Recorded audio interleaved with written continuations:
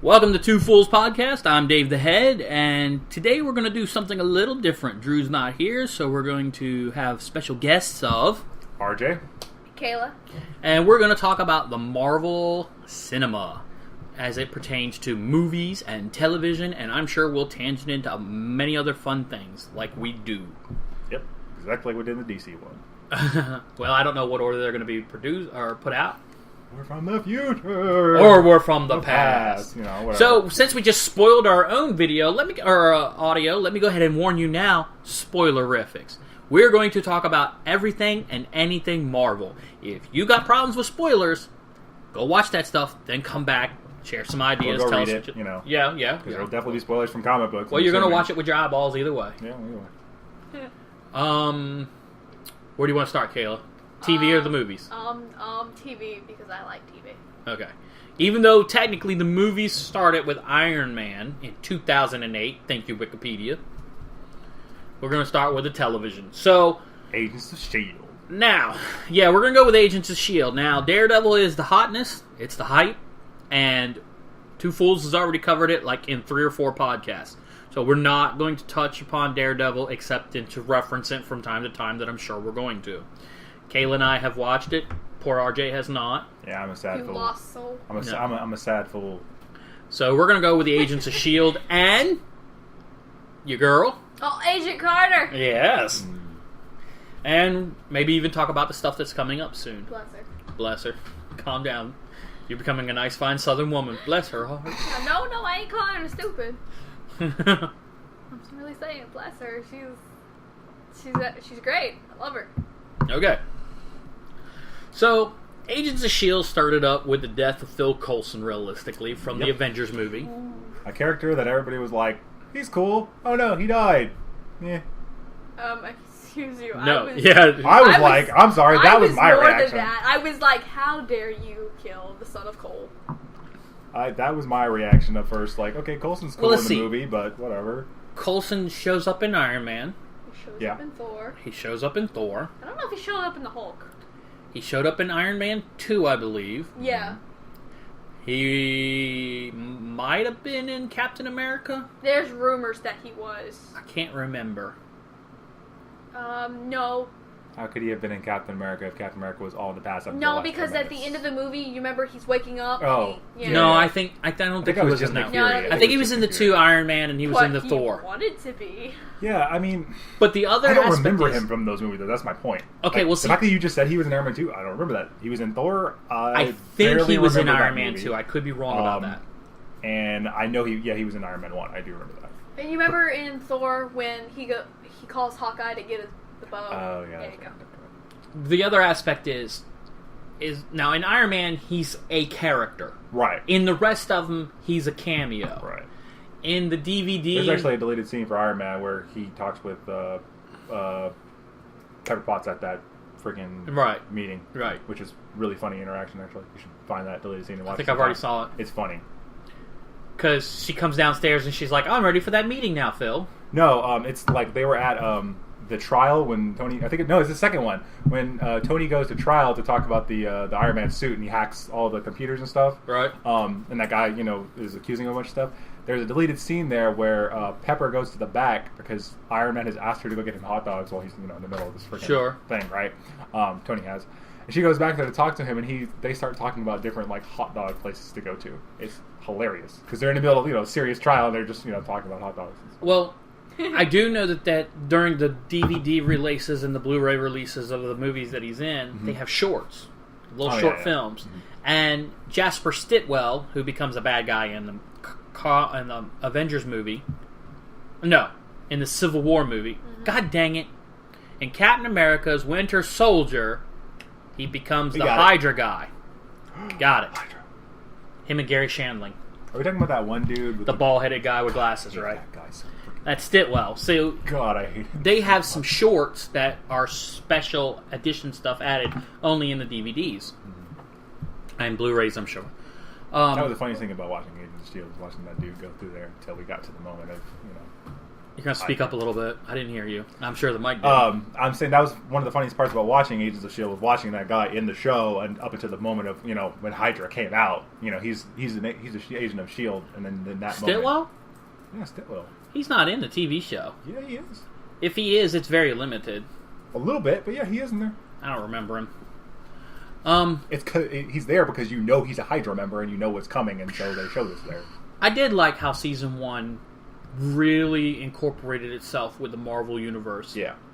How they had Sif guest star. That was awesome. That's when the show really started to take off, in my opinion. That's when you knew they were taking the show seriously, as they started mixing it more with the actual cinematic universe. I wish Ron Glass had been able to do more with the show. The Doctor in the first few episodes. He was the one who was in charge of the Tahiti Project. Oh, yeah. He's also Shepard Book from Firefly. Good actor. So nice.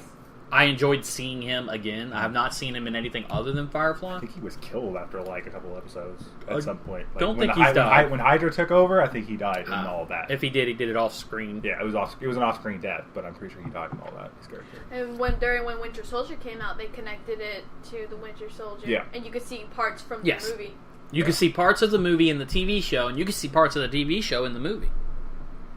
Now, it might have been a little thing on the screen, but off to the side of a character. It lets you know that this was happening at this moment. That really upset me when I went to see Avengers 2, and I didn't see anything from S.H.I.E.L.D.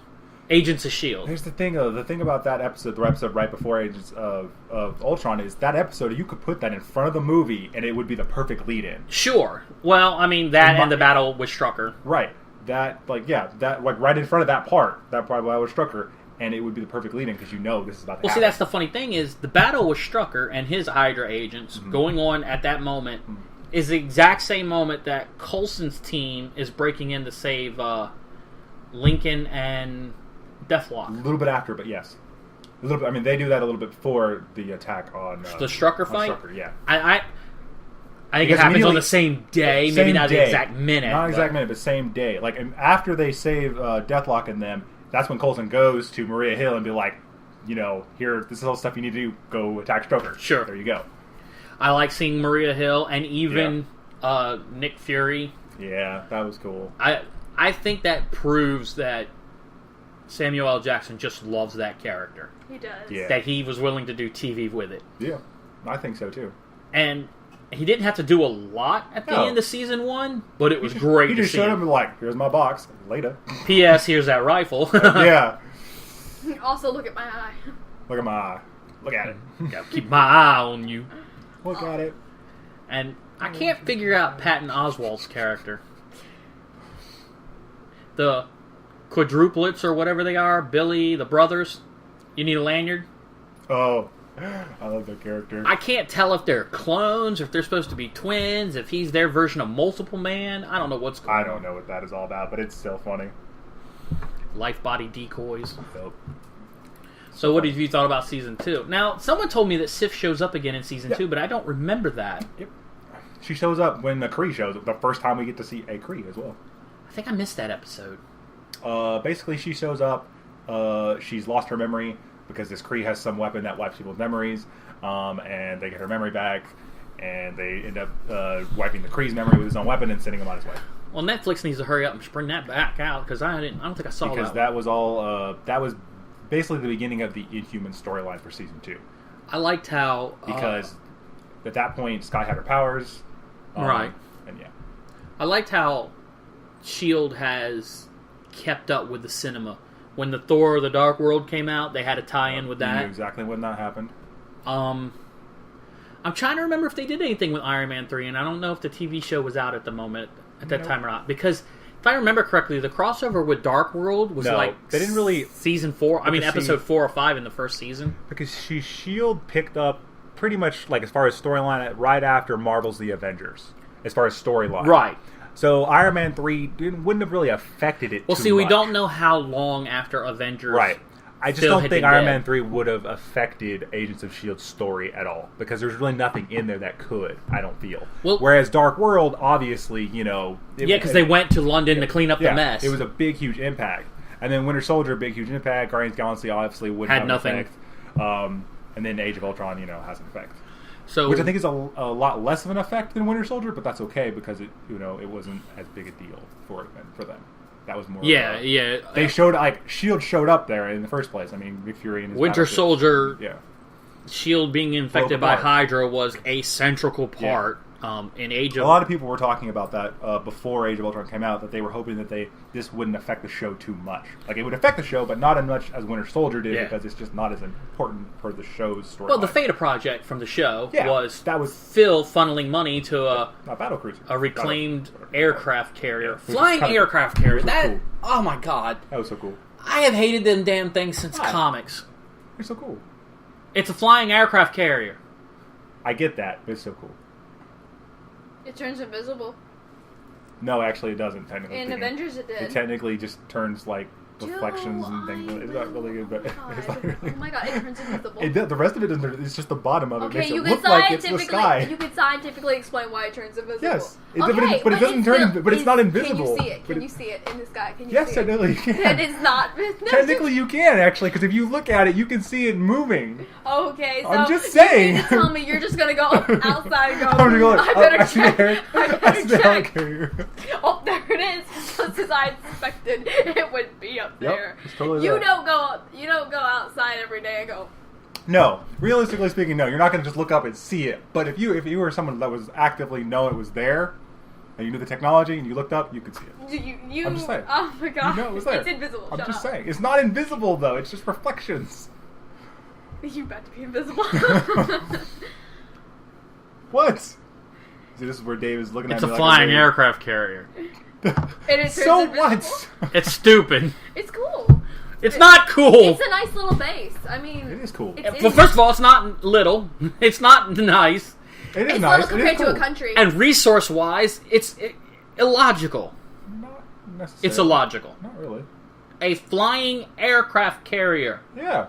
You're gonna fly around and carry things that fly. Yes, to save fuel for the other things. I mean, if like a plane, no, that's stupid. But if it was underwater, it wouldn't make any sense either. So. Well, an underwater base I still does love have that line in Avengers when Bruce Banner's like, "Oh yeah, they want to trap me down, in water, Yeah, because he thought it was going underwater. They want me in a pressurized tube, whatever, underwater with thousands of people. That's great. Yeah, beating a sub. And then Steve and Bruce were all like amazed when it started flying. They were like, "Oh yeah, in the air, that's much better." That had to do something to Steve. Actually, I think that is much better. He's like, he crashed a plane and now he's on a thing that carries a bunch of planes, and he's just wow. You guys are tangenting way beyond the power of tangent. I will say this: it is probably better that they're in the air than underwater. Just because if Hulk breaks out, everybody can fall into the water. Scientifically and logically, there is a level of quote-unquote underwater base that is an advantage. There is. You get down to certain depths, it becomes less logical. What's your name? For Aquaman. Tangents! Anyhow, you're saying bases, not underwater breathing people. Of course underwater breathing people want to live underwater breathing water. I don't know, Aquaman seems to come to the surface quite a bit. Do you think Namor prefers seawater or fresh water? Who's Namor?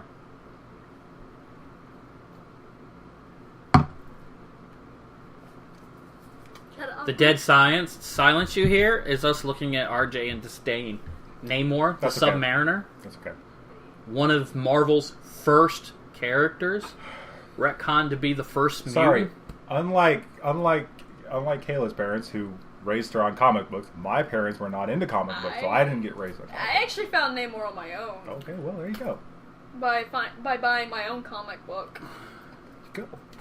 But then again, he was in the Captain America comic book, who happens to be my favorite hero, so I understand. Are you aware of who the invaders are? Nope. Are you aware that Captain America fought a war called World War II? Yes. Well, during the World War II, Marvel Comics, at the time called Atlas Comics, put out several hero/war-themed comics. Submariner, Captain America, Human Torch, and the Invaders. His clone. Whose clone? Human Torch. He wasn't a clone. It was Toro, his sidekick. Yeah, his sidekick. And then Bucky. Bucky was Captain America's sidekick. And the only one who didn't have a sidekick was Namor, because Namor don't need nobody. And there were some British characters as well, but they usually showed up in those comic books of the Invaders. Howling Commando. Sergeant Nick Fury and his Howling Commandos. And, Speaking of Howling Commandos, Agents of S.H.I.E.L.D., the one character, when he died, that really sucked. What was his name? Oh, crap. Showed up in Agent Carter. Oh, who did he die to? Who did he die? I'm thinking. Are you talking about the one who died down in Puerto Rico? Yeah. His grandfather was one of the Howling Commandos. Trip. Yeah, it was a Trip. Was it Trip? Yeah, it was Trip. One of his grandfather was a Howling Commando, which that was pretty cool. Well, the Howling Commandos show up in the Peggy Carter. They do. Yeah. And that was pretty cool. So happy. And but that was like the one death in the show so far that I was like, why did that guy have to die? He was like the coolest dude. That reason right there. No. He was cool, no, and you liked him. I deny. I so deny. he had to die. No, he's alive in my world. That's just how. In my head, because he wasn't descended from genetically altered people. I don't care. He needs to be. Like he needs to come Sky back. is. He needs to come back and as like an inhuman. That's just air or something. I don't know. Because like as Dust Man. As Dust Man. That's right. Ash. He's like reincarnated into like the Toad or something. Way to go, RJ. Did you say Toad? Into like something like the Toad. Way to go, RJ. You've cursed him. I'm just saying. He couldn't die a peaceful death. He couldn't die. Philosophical question: would you rather be dead or be the Toad? This is where I ask another question. Who's Toad? Did you ever see the original X-Men movie? Did yes. You see Remember the guy with the tongue? Ray Parks played him. Do you watch the cartoons at all? Not really. No, you don't watch. Do you even Marvel?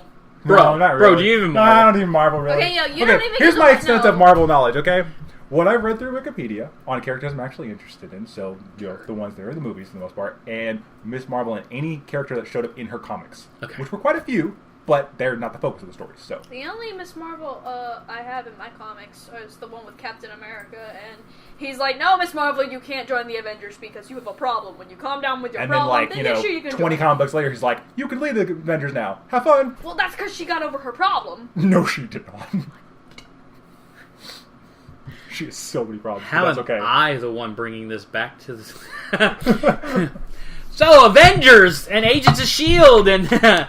Marvel Cinema! No, I tried, but then we went back. You mentioned that this was all about Marvel, so... Yeah.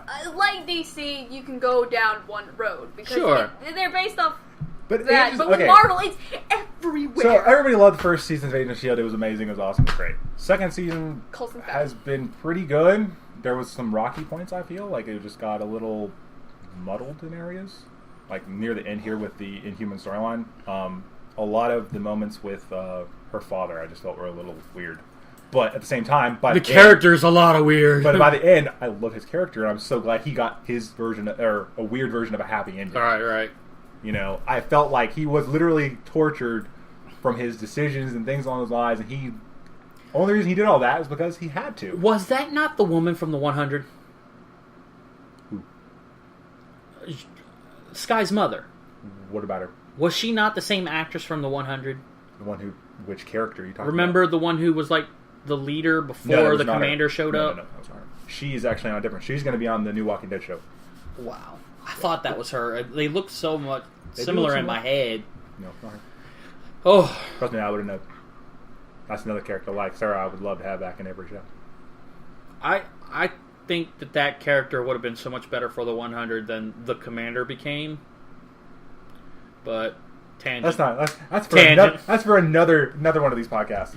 We'll talk about other CW shows. The CW podcast. So, you have anything else to say about the TV show? Coulson lost his hand. Coulson what? Coulson lost his hand, his arm. Oh, I'm sure they'll get a robotic one or something. Okay. I hope not. Look, Coulson, that was amazing. Like you guys were talking about something. Mac and a fire axe. Mac went all Walking Dead on him. Hey, saved his life. That was awesome. The second he picked up the axe in that episode, I was like, he's literally playing. Kayla, you played. Have you seen this episode we're talking about? No, I haven't seen any of season 2, but it's okay. Okay. If you've played the video game Walking Dead, the Telltale one, what was the character's name? Which one? Are you talking about the first one? The first one. The one who was taking... The character you were playing. Everett. Lee. His name was Lee. That's exactly who Mac reminded me of. Everett Lee? Lee Everett. Yeah, Lee. That's exactly who Mac reminded me of in that moment when he picked up the axe. I was just like, boom. Yeah, and like... Reminded me of Lee. And then, the second one Clementine does that too? Really? Yes, she does it. Wow. You have the option to doing it just like Lee did, and I was like, you go, Clementine. Boy, we spoilerific. Spoilers for Walking Dead video game as well. Sorry. Seriously, really? I like it. We spoiled DC and Marvel, but we're not done. We're gonna. Yeah, that's right. We're gonna spoil AMC's The Walking Dead too. I mean, the game and the first game have been out for a while. Because David did that for me. Prick. Spoilers: Snape kills Dumbledore. And his sled was named Rosebud. Oh God. Okay, so speaking of this stuff at the end of episode 2 or season 2, the end of season 2, yeah, the character when that black thing snagged Simmons, and pulled her into the cage. Oh, they're finally figuring it out! Yay! Nope. What do you think's going to happen to her? She's going to become the thing that kills the Inhumans. Just saying. And that would be what? I don't know, because I don't know that much about Inhumans. I'm only recently starting to look up a bunch of stuff. Probably going to find the comic books and all that. I'm going to be honest with you. I don't recall in my head what that thing was supposed to be, other than it's alien and troublesome. But it went from solid to liquid back to solid. Is it kind of like, I hate to say it, like Venom? That's what I think. Okay. I think it's going to be a symbiote. Yeah, I think... Of some sort. Do you think she could be... You said it was black, right? Mm-hmm. Okay, never mind. What? Go ahead. Do you think it could be, like, one of the symbiotes? Because there's several symbiotes. Isn't there like a whole symbiote planet? Well, I think you're right, RJ, but in Marvel Comics, to my knowledge... Why would that be dangerous to Inhumans? Why would a symbiote be dangerous to Inhumans? Oh, it's dangerous to anything. Well, but they were very specific about this. Well, about how this thing is what can kill us. This is like so dangerous to us. You think about it. I don't know much about Inhumans, but you saw what it did to Peter, or Venom what did to Peter. Oh yeah, It's hard to get off. So let's say it captures the King, Black Bolt. Oh. Uh-huh. Well, yeah, I get that in that sense. Actually, the Venom symbiote could never, ever capture Black Bolt and use him. The Venom symbiote, or any symbionts that are related to them, they all have the same vulnerability to sonic and fire. Well, so Sky's fine. Crystal's fine. She does a vibration that's not necessarily sonic. Your best bet is just to carry dubstep everywhere you go. Flaming dubstep. The answer to symbiotes, dubstep. Dubstep rifle. Dubstep. Saints Row thought of it first. I don't know. I see this, and I think it's going to be some kind of a symbiotic aspect. I don't think it's going to be the symbiote from Spider-Man. They were very specific about it not really being... Not that it wasn't at all dangerous to humans, but they were very specific about it being dangerous to them in humans. It was in What's-Her-Face's dreams. It was something in prophecies. Like, this is the thing that will kill them. I get what you're saying. I just don't recall it. I guess I don't know. And I can't think of anything off the top of my head from what little knowledge I have of the Inhumans that it could be. It's obviously something Kree made, or Kree related, probably. Well, see, the Kree were always like... It's easy to say that, but... Because the Kree have been with Earth forever. Exactly, but it could be other space stuff that the Kree is aware of. Yeah. Think about this for a moment. I hate to use this analogy, but you come from space and you land in North America, and it's... 100 AD. Fat and free. Huh? A lot of the fat and free. No. And it's 100 AD. Oh, well, yeah. And you got primitive people everywhere. And you kidnap 40 dozen to experiment on, and then you leave smallpox bombs. You know what I mean? Yeah. So, this black goo thing could be a bomb, and the idea was, we can carry... Kree don't even see humans as anything more than rodents. So... Exterminating that's no big deal, but exterminating the rodents who we genetically modified to be intelligent and powerful, that could be a problem.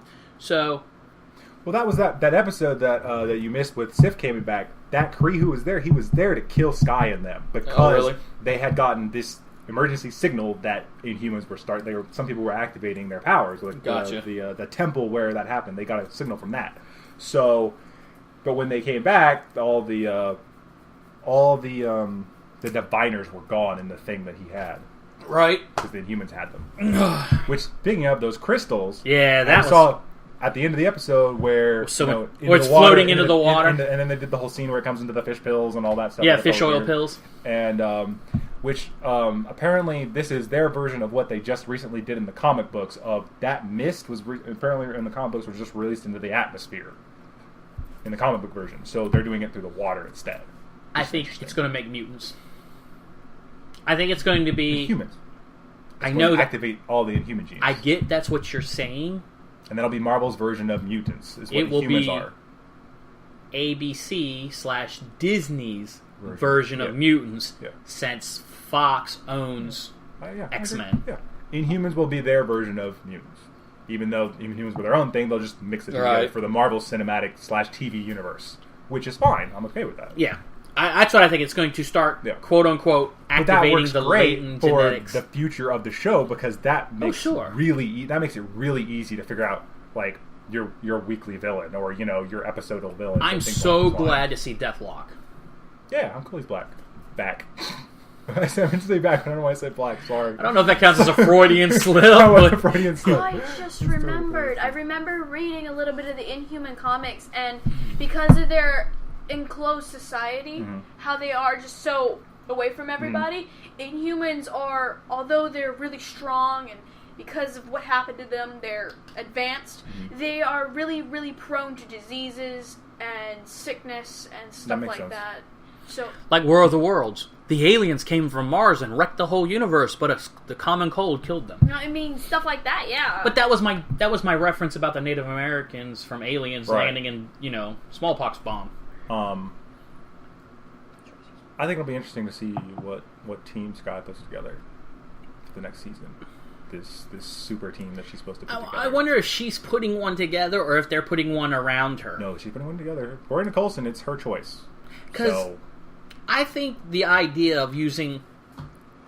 My friend Marty and I, we always joked about that. Why does S.H.I.E.L.D. not take some of these minor league hero-type characters who have an ability, but, no desire to be a vigilante, but still want to help?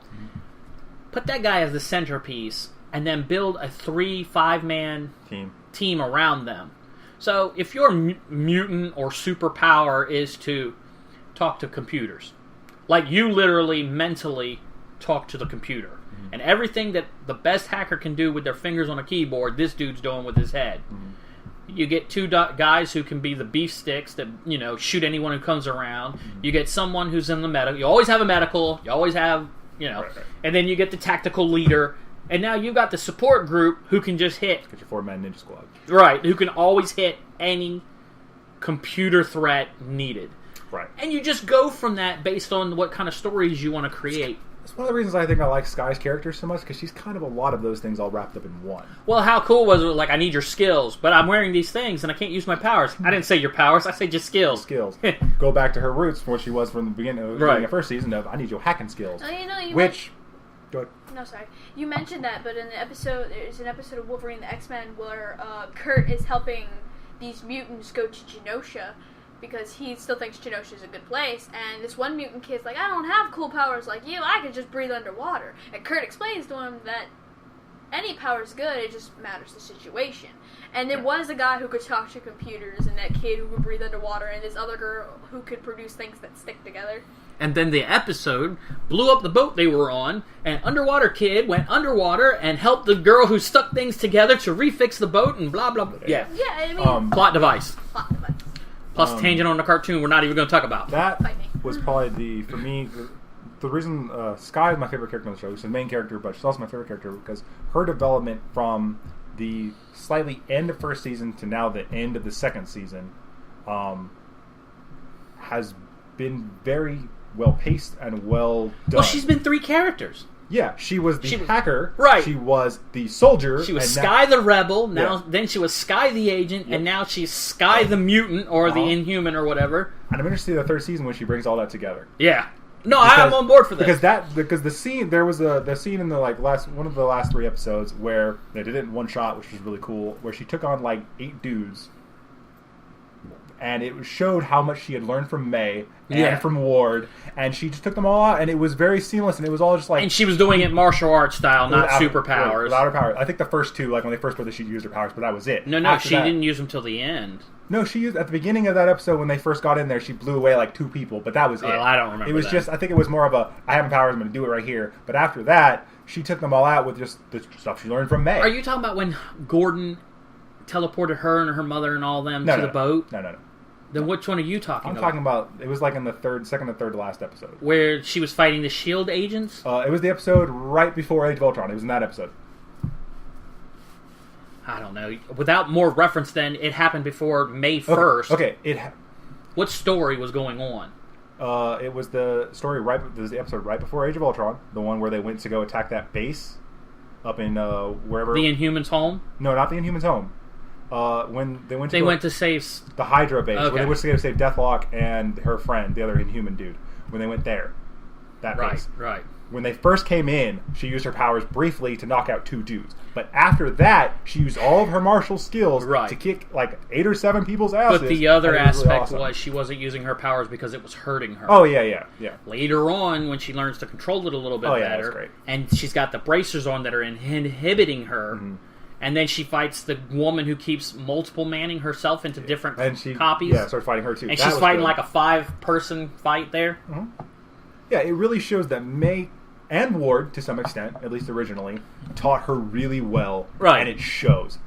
And what was cool about that episode as well, because it was like a 2-hour episode, was the fight between May and Skye, the very brief fight between May and Skye, where it was very clear May was going to win because, she's better. But then Skye was like, I can't do this anymore, and just blew her away. Right. So May would win straight up in a melee fight every day, but if Skye uses her powers, that's the advantage she has. That's the only advantage she has. And for the record, I'm getting tired of this whole council thing that they're doing. Oh, God, please get rid of that. Even Coulson is just humoring them. I really think so, yes. Realistically. I think he's playing the part. He made a joke. Did you hear? He made the exact same joke to Maria Hill. They vote on everything? And she was like, what? Really? That's stupid. Were you talking about the Inhumans Council? No. The S.H.I.E.L.D. has a council now. After the fracturing of S.H.I.E.L.D. You know what? Watch the TV show. Yeah. So, let's go on to the movies. And are we really going to go from Iron Man to Ant-Man? Why not? Okay, well, Iron Man came out in 2008. Yeah. That's 7 years ago. Yeah. If you haven't seen it by now, what the hell's wrong with you? That's very true. Because that movie was the best of the 3, in my opinion. Unless you're 13... and you're listening to this podcast for some odd reason. Which means you should really not be listening to this podcast, and you need to talk to your parents about that. Really? I'm just saying. Really? I'm just saying. You're going to be the old guy and say things like that? I'm going to be the old guy and say that like that. I'm just saying. I would be that guy. I'm just saying. Like the number 3 man, I can't even. Hello, I'm 4 years older than a 13-year-old, and I'm in the podcast. That's fine.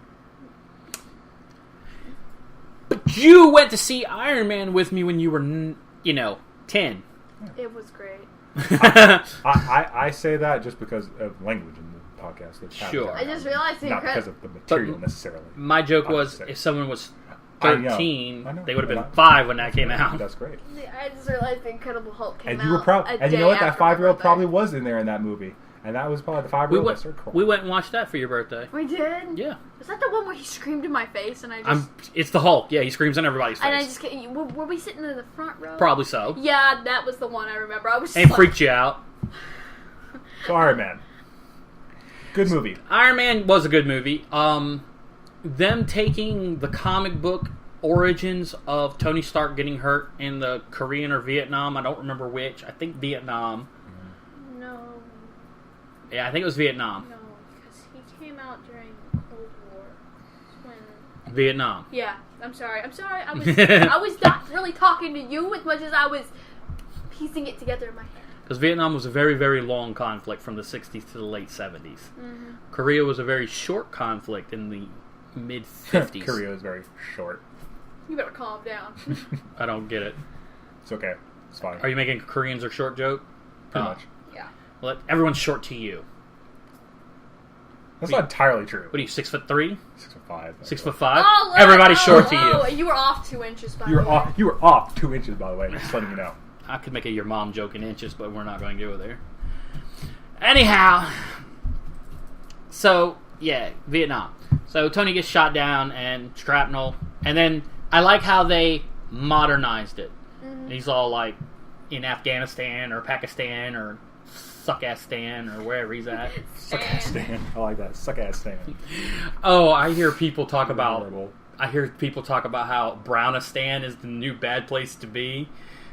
And all the bad guys you can tell because they're quote-unquote brown people and you're white people. I always think that's so funny when people are talking about that in video games. It's like, Chris is in Africa. Think of it this way: in media, as far as like the villains, it used to be Russians, and before that, I think it was like Chinese or something like that, or whatever. And now it's all Middle Eastern people. Well, it's always going to be that way. I understand that, but anyway, Iron Man. Focus. Iron Who Man. do you think the bad guys are in India films? I was just saying, probably the Americans, probably us, white people, right? And maybe the occasional black guy. But no, I thought it was funny. It was like Resident Evil. It takes place in Africa. Who are all the people they're getting shot because they're getting turned into zombies? Black people, and that's racist. Well, who the fuck else lives there? There's quite a lot of white people in Africa. In South Africa. Well, clearly they weren't in South Africa, so... They were in Sahara. Oh, man. They were like right in between, so they got a lot of... That's right. I just want to know where the zombie camel was. I don't even fucking know what to say to these people anymore. Zombie lion. That would have been terrifying. Fuck your liquor. That thing would have... crap. I'd have pooed myself. Circle life my ass. Okay, so... Hulk movie. Iron Man, though, as far as like... It was a good reboot. It was a beautiful reboot. Yes, it was great. And it's a reboot from a comic to the movie, and when they do it right from that first step... amazing. That's why when you look at the Hulk movie and realize it's a reboot of a movie... Yeah, because the one that came out in 2003? That's the one I've seen. I liked it back then. If I went back and watched it now, I probably wouldn't. And I still have yet to see the one that came out today. Well, I'll say this about the Ang Lee Hulk. If you watch that movie as a monster movie of a scientist getting mutated by the evils of science and everything the action film he has to go through, it's a great movie. If you go, this is the movie based on the Incredible Hulk from the Marvel Comics, you're going to go, I want my money back. I like that. And my brain cells. But like I said, I've only seen bits my time. and pieces of that. And my life, please. Spit this popcorn out I was eating. You can have it back. But the Hulk movie is the spiritual... I'm so angry, I'm going to turn to the Hulk. It's the spiritual successor of the television show. And I think that might have been kind of a dumb idea. Because... let's see, 2008 and probably 1979 or 78, 30 years separated the TV show from that movie. How many 45-year-olds, how many people less than 45 are going to get that? You know what I mean? I enjoyed Ed Norton as the Hulk, and when I only saw Mark Ruffalo in Avengers 1, I preferred Ed Norton. I'm not going to lie. But after seeing him in Ultron and his cameo at the end of Iron Man 3, I get why you and all your friends are totally for Mark Ruffalo. He's great. Yeah. He's very good. He's very good. I'm sorry, what? I liked Ed Norton, but seeing Mark show more aspects, getting more time. Had Mark got his own Hulk movie, I probably would be all about Mark. The first guy did a wonderful job about explaining Bruce Banner needing to go into hiding, how he's got to hide this, he's got to stay out of the way, but Mark Ruffalo really brought out Bruce Banner. Who is Bruce Banner? What is most important about Bruce Banner? I think that has to do with the writing more than the actor. But there's a reason why, I've explained it before in the Daredevil podcast, there's a reason why Joss Whedon, he chose Ruffalo, because Joss Whedon is a genius. Not only how he acts, don't let Drew hear you say that. Not only his acting, but the body language. Say it. I'm just saying. I'm gonna say it right now. So when Drew listens to this podcast, I don't give a fuck what you guys say, Drew. Joss Whedon is a genius. We don't have to go into too much, but I do think that Mark Ruffalo, given the time to show his skill, makes a better, well-rounded Banner than Ed Norton did. Ed Norton does a very good job at being this quirky, dangerous character. Fight Club. And I already broke the first two rules of it. Damn it. Yeah, I know, right? So, he was good for the Hulk, but seeing Ruffalo, he does a better, more well-rounded job. He just needs more time. Yeah, and that's something they're not giving Bruce Banner. I mean, Age of Ultron was great, but he did a lot of angsting. Oh, that is Bruce Banner. Yeah, I know. Angst. And rage. And science. Go. Never a good combination. Iron Man 2? Iron Man 2. I liked it. I think Iron Man 2's main problem is it followed Iron Man 1. Yeah. I mean, Iron Man 1 was a breakout success. Iron Man 2 was a success. Yeah. You know what I mean? Right. You went in expecting this to be the number one, oh man, it's going to be another Da Vinci, and it wasn't. But it was still okay. What was the story of Iron Man 2? The Russian guy, Whiplash. Oh yeah, the Whiplash. Battling alcoholism. That's right. Yeah. And alcoholism. Sir, I'm going to have to ask you to please exit the donut. That's my favorite part. That's because he was dying, that's right. Yeah, because he was getting poisoned by his heart. Depression donuts are great. That's right. Those were good times. Good times. A friend and I call it is depression. The movie was just good. Like I can't, there's a lot of things you can complain about. It was but solid. It was just good. It was a solid film that, yes, you can nitpick to pieces if you want. Yep. I like that. Quite frankly, I know Pepper has a lot bigger part in Iron Man 3, but I think this was a better Pepper movie. Yeah, because I don't really like Pepper. When we get to Iron Man 3, you'll understand why I hate that movie so much. I'm going to be honest, I don't really like Pepper. I've never liked her even in the comics. Liked her in the first one, liked her in the second one. Now you know why I hate the third one. Okay, so Iron Man 2. We like it. It's solid. Go watch it if you haven't. Don't consider it weak when comparing it to a breakout like Iron Man 1. Yeah. So what came next was It's Thor. not Transformers 2. That's for sure. I have actually... We are not jumping. We're not jumping tracks. I'm just saying. It's not Transformers. So Thor. I actually recently really sat down and watched that movie, and you gotta respect Thor as a character. You really do. I haven't seen him in a while. I know. I think he's a dork, but I think he's a dork, but it's just the music. It's been a long time since I've seen Thor. I only remember a few things about it. It was good, I think. I'm going to say this as my official... This is my official line for the movie Thor. David's official line for the movie Thor. I enjoyed the movie. It was fine. Now... He enjoyed the movie. It was fine. Fuck Thor. Oh, come on! I don't like Thor. Whoa, bro. I don't like Thor. I'm sure there's plenty of ladies who'd like to take that up, but I don't like Thor. I like Thor because of his personality. That's a completely different... I think he's hilarious. Now, that being He said... didn't have much of a personality in the first one. It's the second one and in the Avengers movie that you see his personality. No, you get to see him struggling with Midgardians. I love this. I want more. Another! I require a horse! So this is a pet shop. Flies away on cat. Oh, God. Do you feel better? Yeah, Are your internet memes internety? Yeah. Okay. I don't like Thor in the comics. Thor in the movie brought my appreciation of Thor up a little bit. Okay. And we're just staying with the first one now. My favorite memory about the movie was sitting in the theater and someone going, why is that guy getting a bow when he has all those rifles available to him? Okay? So my favorite part about the movie has nothing to do with the movie and involves Hawkeye. Because, I'm going to be honest, that was the most important part of that movie to me, is when I saw someone grab, someone grab the bow. I was like, that's important. To me, Iron Man and Hulk... Thor versus Hawkeye. I'd see that. Iron Man and Hulk was created... I'd see that. As a test. Will American audience watch comic book movies? Do they still want them? And they went, boom, hell yeah. 10 years later, almost. Even the Hulk movie did good financially. Yeah.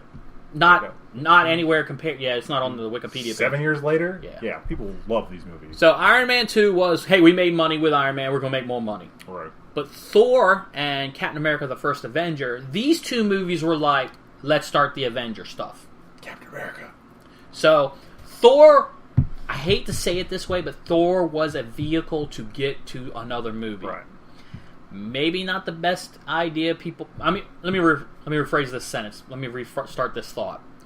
There are going to be people who are comic book purists and movie purists who are going to see this as a bad thing. I think as a general fan of comic books and comic book movies, it was fine. Yeah.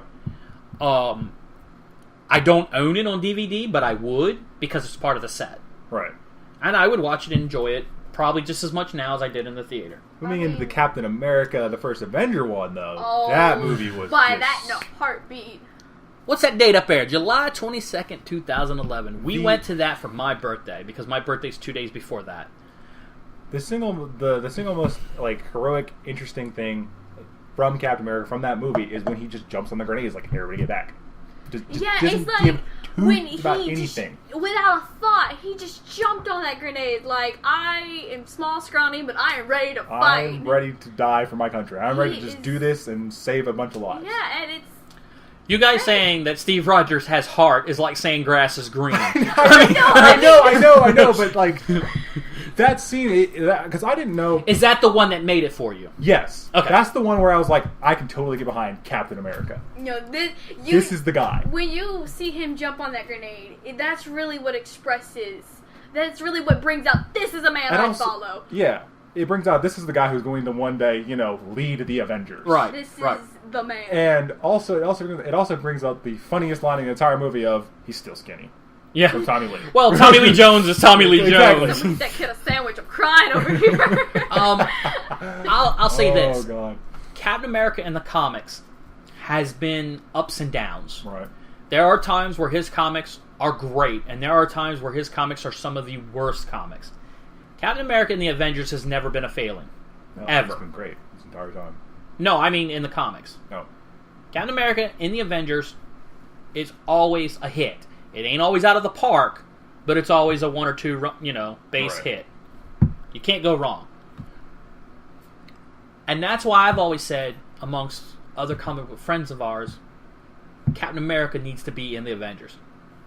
You want to tell a Captain America story as a miniseries, as a short run, hey, we got 13 issues, we want to tell a story. Right. I'm on board for that. The Captain America comics that came out after 9/11, they were great, because Captain America's character got solidified. See, the problem with comic book characters is Captain America. you write Captain America the way you see him. I write Captain America the way I see him. Right. It really felt like afterwards, after 9/11, and his patriotism became the main focus, they kind of started writing Captain America. Wasn't that his main focus when he was first released? Is his patriotism? Because during World War II, that's when he came out. He was willing to lie having another moment of American history where it's like, oh my God, we're under threat. Captain America. Right. That's I see that. I can see that. They start writing Captain America as America sees it. Yep. That makes sense. I mean, I have comics where it explains that he's just this symbol of hope that people need. Yeah. It's not a He is a living embodiment of the American dream. And that's what he explains, is he's loyal to nothing but that dream. And through 60, 75 years of comic book history, you're going to get manipulation of character. It just happens. Yeah. There's evolutions that you're going to agree with and not agree with. In this movie, they went back to the basics. And by freezing him for the 75 years to the modern era, you get to skip all the crap. See, that's the bad part about comics, is either A, your characters are going to grow old and die, like, unfortunately, like Alan Scott in the DC, the original Green Lantern, or Jay Garrick, the original Flash.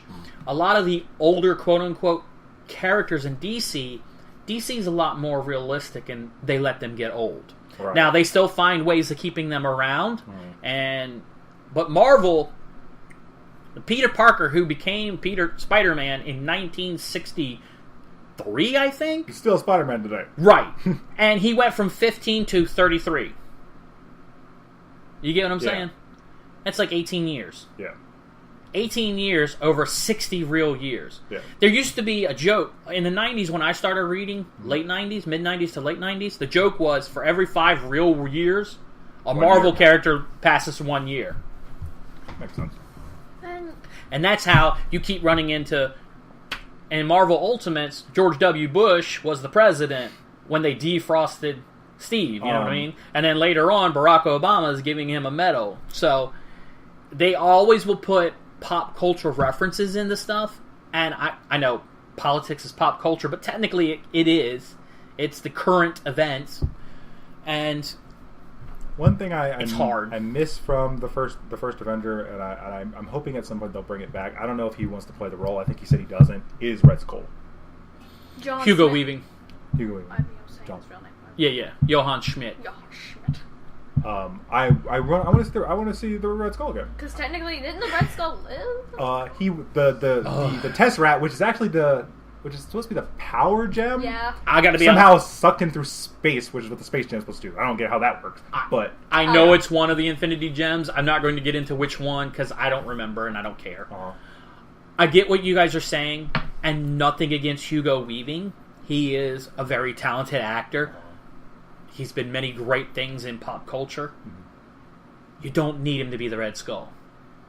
Oh no, that's fine. That's fine. He doesn't have to play it again, right? Because I think what it was, one of the reasons they haven't brought it back is because Hugo didn't want to play it again, and they couldn't find an actor to play it.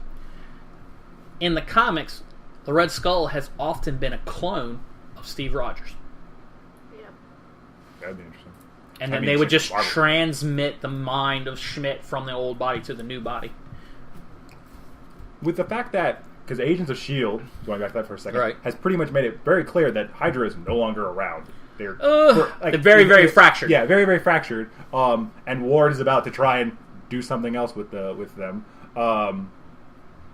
It will be interesting to see the Red Skull come back and be like, we need to bring Hydra back! Yeah, and be the uniting force behind Exactly. You thought I was gone? You thought I was gone? I was just chilling. That would be amazing. And then, of course, we got to the Avengers. I don't care. You can nitpick this movie in so many different ways. It is so good, though. I think you can down to the they didn't have mics in their ears kind of point to a lot of other unrealistic things. If you look at Phase 1, Iron Man, Hulk, Iron Man 2, Thor, Captain America, the first Avenger, the Avengers. That's Phase 1. Everything that makes the Avengers fun is also the thing, in my opinion, that makes it weak. In every one of the other movies, you got one hero, you have one focus, you have one story. In the Avengers, you have 6, 7 heroes, you have too many focus, and you have one story. You get what I'm saying? Yeah, I get what you're saying. And we forgot Iron Man 2, Black Widow. Oh yeah, she makes an appearance. She was there. Right? She was there. Well, she mattered. She mattered. Oh, she beat the crap out of Happy. That was wonderful. The crap out of Happy. And everything else. Yeah, she hey, beat the crap Happy helped. He hit one guy. She beat the crap out of everybody in that movie. You do not mess with Black Widow. It's one person. You don't get on her bad side.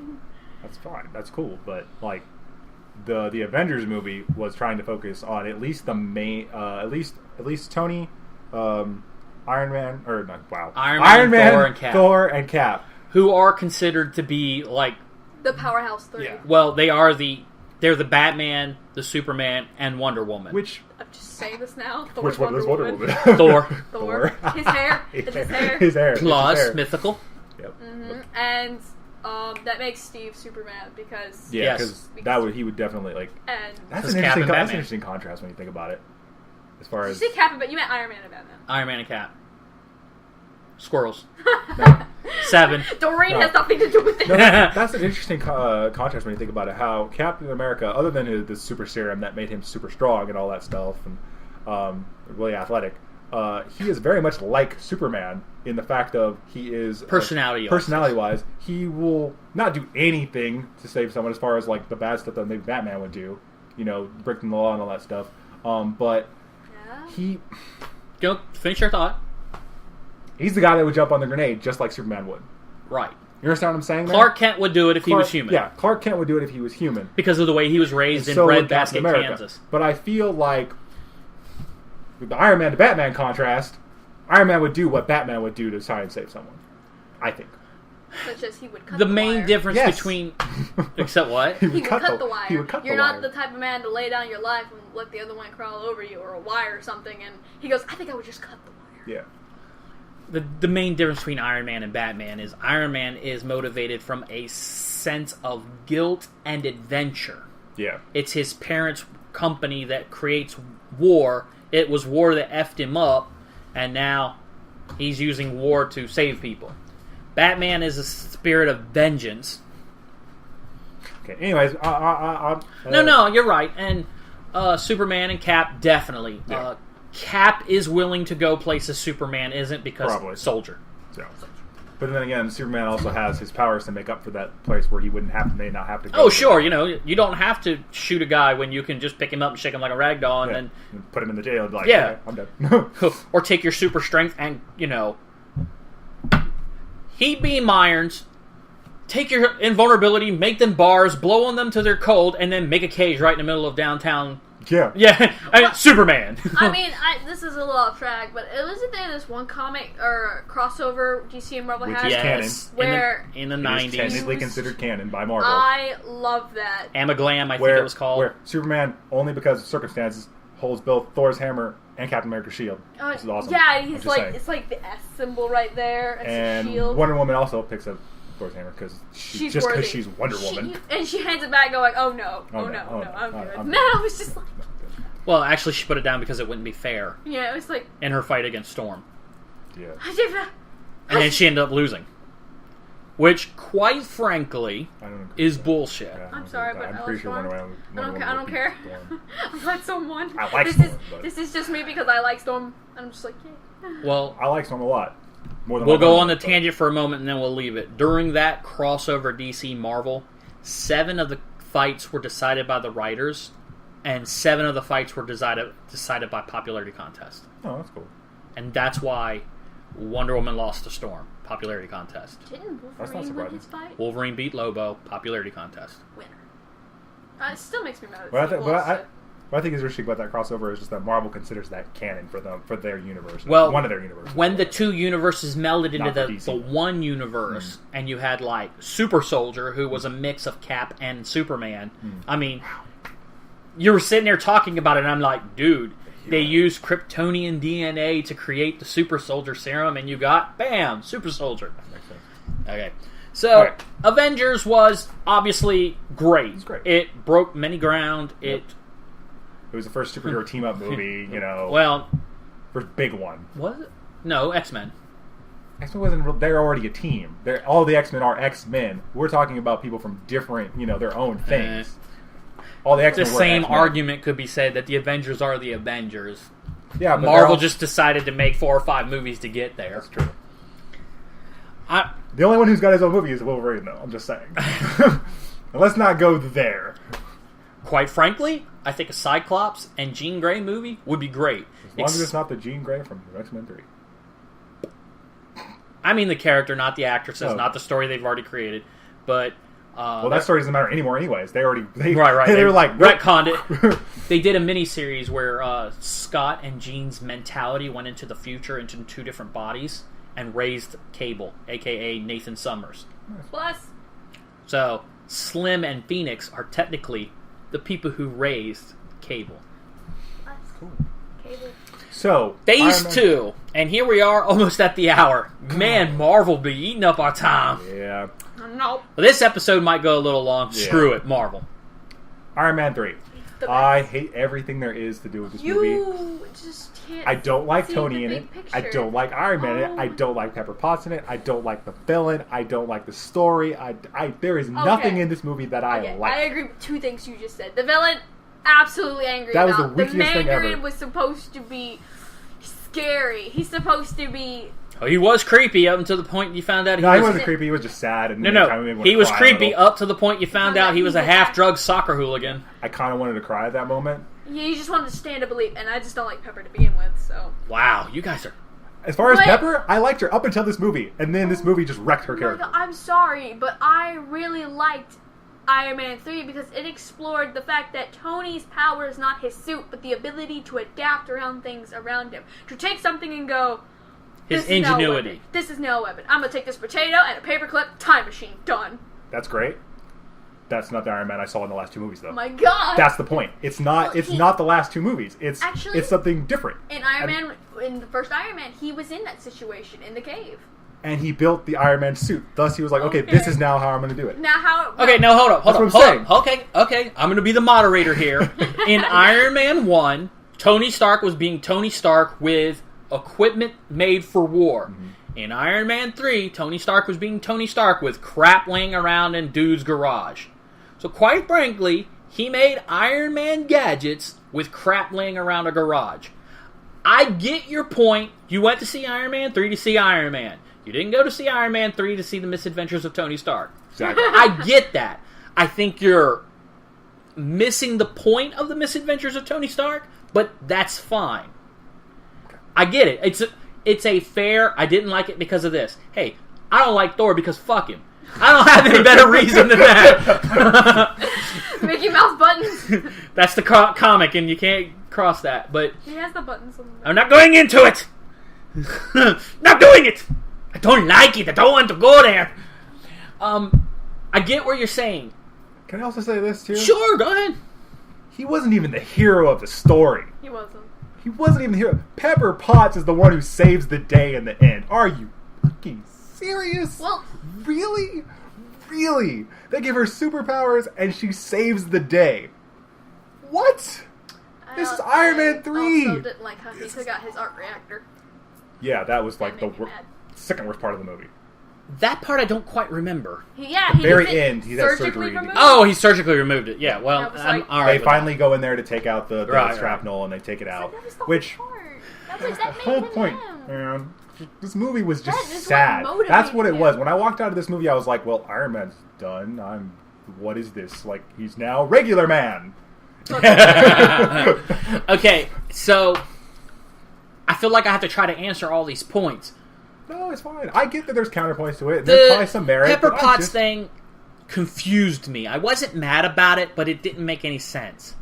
Why give Pepper the drug that turned her into Flame Girl when in the comics she already has her own suit of armor? Yeah. They put the armor on her in the movie. Yeah. Why not make her rescue armor like they did? I actually would have been okay with that. I would have been more okay with that than her getting. And some people might go, "Oh, why does the feminine armor have to be the defensive armor?" Blah blah blah. And I think that's BS. That is BS. Armor is defense. It's what it's for, to keep you from getting stabbed by swords originally. Now, I will say that repulsor beams and rocket boots just make it more fun. The ability to use the suit, she has just as much ability to use the suit as Tony. If she learned to. With the way Jarvis has been created, you can help. Anybody could use the suit. Yeah. Well, Jarvis is dead now, but sad. The program? No, that's why he used Friday. That's why I used Friday. That's right. I hope there's more of Friday. Well, more of any of his other. We'll come back to that later. It would be funny. Iron Man 3 was fine for me. I did not mind the misadventures of Tony Stark. I liked the comedy of it. I was about to say, it was hilarious. Pepper Potts was confusing to me. There was some funny moments. Iron Patriot and the Iron Man Suit Legion was great to me. I love Iron Patriot. Oh, like Iron... I thought it was War Machine. It is War Machine, but when they put him in that Iron Patriot remake... Well, Iron Patriot / War Machine, great. The Iron Legion, no. Go away. Using the old suits like that? When he went, I had no problem with that. When he went like this, and then he held out his arm waiting for the suit to connect to him, and it crashed and exploded, he just went, whatever. Yeah, there was a scene where he's captured and he's like, any day now, come on. I was just like, really? That's great. This is what we've been reduced to? Iron Man just calling for his suit? I feel like I connected to that moment, like, then don't read the comics, because it'll make you mad. I want to read the newer version. Apparently the suit's like in his DNA now. Yeah, that sounds so cool. He's not Tony Stark. Yeah, he's different now. He's broody, Yeah. Again, you've got a character that's over 50 years. You're going to see evolution of stuff. Different shapes. Everyone's really upset about that. I saw something, and I don't remember which comic it was in, but Tony could download his consciousness into any machine thing. And I was like, cool. You're not even a dude. You're a program. You're the fixer. The fixer did that. Or Mock. Ugh. So you thought it was okay? No, not MODOK. I know you said Mock, but I thought MODOK. So I'm getting the general consensus here of Iron Man 3. You thought it was okay. I enjoyed aspects of it, and other aspects of it just was like, WTF. Ew.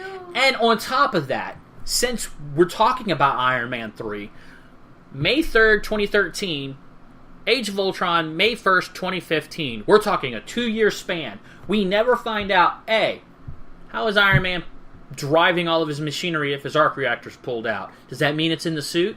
B, where the fuck is Pepper? What happened to her? They briefly talk about her in Age of Ultron. They did. That she's out, what? Yeah, she's out buying shoes? Something. Yeah, basically. No, she was out doing something for the company. Oh, okay. Because she could have been out getting a pizza. She could have been visiting her parents. We're like having a battle of whose girlfriend's better kind of thing, which is kind of funny. I get that. I get it was a joke, but realistically, we have no idea. Jane Foster and Pepper Potts were nothing more in Ultron than byline joke. In the comics, doesn't Pepper leave Tony? for Happy? You're getting into aspects of characters that I either A, don't know anything about, or B, don't care. I read about it. I read about that too, actually. That she does eventually do that. Tony for Happy and Jane don't. Which in this universe would be hilarious. And that Jane and Thor didn't work out. But well, that's because Jane Foster isn't in love with Thor. She's in love with Donald Blake. Now, who's Donald Blake? He's not a character in the Marvel universe, cinema universe. Iron Man 3, though. But my point is all these big aspects of Iron Man 3 were left in the wind, and not only were we not shown, but it don't seem like anybody cares. That's because nobody does. Like, it's... My opinion is the more... Iron Man 3 is the more one that's more widespread. A lot of people don't like Iron Man 3. Really? Yeah. Go ahead. I like it because genetically, I'm just easily amused. I'm like... Because genetically, I'm easily amused. I'm not saying that the movie didn't have anybody who liked it. I'm sure there's a lot of people who like it, but the more general... What's your mutant power? I find clowns hilarious. The vocalness about Iron Man 3 is that most people don't like it. Sure, I get what you're saying. That's why they probably dropped a lot of its storylines, because they just don't want to bring it up again. All right. It's like the Legend of Zelda game. Yeah. That one game we don't talk about. It's like Fight Club, we just don't talk about it. Basically, you got that one thing in a fandom. The one rule of Iron Man 3. That you're just like, oh, that's not a part of it. Get back in the closet. So, Dark World. I haven't seen it. Really? Yeah, I haven't seen it. Okay. I've seen bits and pieces of it. Like it's that good. Part where Loki turns into Cap. Hilarious. It is good. It has Loki in it, so it is good. For as much... That's all I care about. It has Loki in it. It is so did the first one. Exactly. That's why I like the first one. It had Loki in it. It's great. You were so fanboying for Loki like a 15-year-old girl. I don't give a shit. I don't give a shit. The actor who plays him does such a good job. His lines are literally just perfect. Golden. They're golden perfect. I'm not disagreeing with you. I'm just saying calm down or you're going to take a cold shower. I'm okay with that. As much as I could give a fuck less about the first Thor movie, right. I enjoyed the second one. I thought it was so much better. Yeah. It was about Asgard. It was about Thor, the Warriors 3. Bless them. I think they learned a lot from Avengers and Captain America about how to treat your hero and give him a better what's the word for it? Give him a better movie. Well, let's be realistic. The main plot of the first Thor, the plot, was to teach Thor humility to be a good leader. Right. Okay. Obviously, in Avengers, and even in Thor Dark World, the lesson didn't really stick. Not really, no. And even in Ultron, the lesson doesn't really stick. Not really. Thor... He does seem wiser now, though. Yes, he is a bit wiser, but he's an arrogant. Yeah. He is the god of thunder and rock and roll. Right. I mean... but of course, you can't expect him to not be at least a little bit arrogant. He is, and his character is always that way. In the movie Dark World, he gets some humility thrust upon him with the death of his mother. And the death of his brother. And yes, getting to see Loki as more than a mustache-twirling villain, getting to see that there is more to the character, that the reasons he does what he does in the first Thor movie and the Avengers movie, it's not just kooky behavior. No. Messes up your order. I'm Loki, god of chaos. I brought you ketchup you wanted mustard. Pretty much. But no, I really liked Dark World. Ragnarok. There were aspects of it that were stupid to me. I get the cat sidekick character is there for comic relief, but comic relief has to be kind of funny. Sidekick character. The dark-haired girl that works with Jane Foster. Ah, yeah. She was an intern in the first movie. Yeah, I pretty much ignored any time she was on Everyone loves her. Darcy. Her name was Darcy. Yeah, I think the actress's name is Kat, or her character's name Kat in Kat Darcy. Two Broke Girls. Or I'm just thinking it's Kat, and it don't matter because I don't watch the show. My point being is, the character is fine if you're going to do quip lines, and they're once every 12, 15 minutes, not 15 every minute. Yeah, I don't really remember her character that much. Because it was annoying to you. Because it was annoying, and I just don't, I blocked it out mostly. I liked the story of Dark World. It was interesting for the most part. Seeing Thor have to work with his brother, like, I know you're going to betray me, but the second you do, I'm totally going to kick your ass. He's like, okay. And it was funny, that was a running joke throughout the entire movie. Everybody went over to Loki and was like, if you betray him, I'm going to kill you. If you betray him, I'm going to kill you. Well, after the third one, it became a running gag. Yeah. And in the end, he technically didn't betray him. He just kind of tricked him. Oh, he totally betrayed him. But everybody thinks he's dead, so no. I think it's a little different than just betrayal. I think it's more of a trick, but, you know. Well, it's just Loki being Loki. I don't know what the next Thor movie's. I think the subtitle's Ragnarok. Yeah. It's going to be time for the payoff. Yeah, now it's the payoff. Doesn't Tony make Ragnarok? You're thinking of the clone. Okay. From the comics. I'm sorry, I don't know. Ragnarok would be, at least from Norse mythology, is when the world ends. Right. So. Yeah. In the comics, after Civil War, Thor is supposed to be dead. Or during Civil War, Thor is supposed to be dead. So Tony and Reed Richards, Mr. Fantastic, they create a clone cyborg thing of Thor, and it becomes kind of self-aware and does its own thing. Why does Tony keep doing that shit? Tony needs to stop. Well, to be fair, he doesn't make Ultron. I know. Again, I'm just saying. In this universe, if he does that in this universe, it's like, Tony, you need to freaking learn, man. You guys are having a rough time. You keep crossing your threads. No, I wasn't crossing threads. I was just. Well, I was mainly looking at Kayla. Okay, we need to get Tony a shirt that has a robot on it that says "my bad" because he just. My bad. Actually, we need to make him with his hand, a piece of chalk, and a piece of slate. Right, I will not create artificial intelligence 1,000,000 times. Vision did good. Then you know what he's going to do? He's going to create an artificial intelligence to do that for him. He can't. That's why he's got to do it with his hand and a piece of chalk. Yes, I know. This is Tony Stark. And every time he does, we break a finger. He doesn't have time for that's not very heroic of you, dude. It's not very Captain America of you. Yeah, that's not very Captain America of you, I'm super dad. Sometimes motherfuckers just need to learn a hard lesson. Damn. Doom Dad strikes again. Don't break. So yeah, having another Infinity Stone show up and that was good too. I think this Infinity, the Aether, which I think was the Space Stone. I don't know. This whole phase is about Infinity Stone. Yeah, pretty much. Except for Iron Man 3. Winter Soldier didn't have a Infinity Stone. I know, at the end it had the Tesseract, but it had the Tesseract in the first one too. I know, it's not new. Guardians of the Galaxy had the purple one. What stone was that? I had a list. Dude, I'm not getting. I told you, I'm not getting. Their Infinity Stones are good enough. They matter. They don't matter. It totally doesn't matter. It totally matters when they were. Okay, anyway, so Winter Soldier. In my opinion, the best Marvel movie so far was The Winter Soldier. I have to, really kind of agree with that. Wow. My main problem is... David agreed with me! Holy crap! No, I'm just kidding. Captain America's my favorite character. Thank you. Captain America's my favorite character. The Winter Soldier was a great story. It's going to sound weird after I said I hated Iron Man 3, but Iron Man's still my favorite character. And on top of it, not only is Captain America a great story, the Winter Soldier is a great story, but Black Widow and Captain America doing the buddy cop film, that made it amazing. Yeah, the movie was really good. Okay. Everything about the movie was good. Real quick, honestly. Green is soul. I know you said it doesn't matter, but he cares. Orange is time. Space is purple. Mind is blue. And reality is yellow. Oh, and powder's red. That's red? The comics. That's the comics. That was Marvel Cinematic. I looked at the wiki, but it's okay. Okay. It can be rewritten. It's fine. But I could be. I could have swore the red one was reality.